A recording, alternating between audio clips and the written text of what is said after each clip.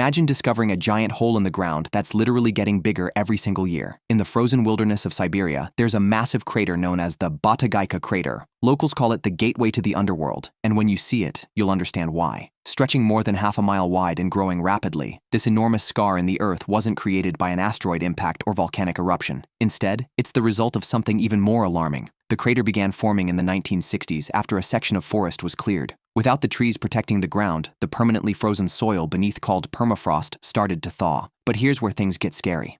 The permafrost in Siberia has been frozen for tens of thousands of years.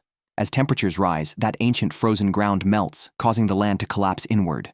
The more it collapses, the more dark soil becomes exposed to sunlight, which causes even more melting. Scientists call this a feedback loop, and it's accelerating. Some parts of the crater's edge have been retreating by dozens of feet every year. As the crater expands, it exposes ancient plants, animals, and even remains that have been trapped in the ice since the Ice Age. But the real concern lies underground. Permafrost stores enormous amounts of carbon. When it thaws, greenhouse gases like carbon dioxide and methane can be released into the atmosphere, potentially speeding up global warming even further. In other words, the Batagaika Crater isn't just a giant hole. It's a warning, a visible sign that parts of the Arctic are changing far faster than scientists once expected, and it's growing larger every year. And the most unsettling part? No one knows exactly how big it will eventually become.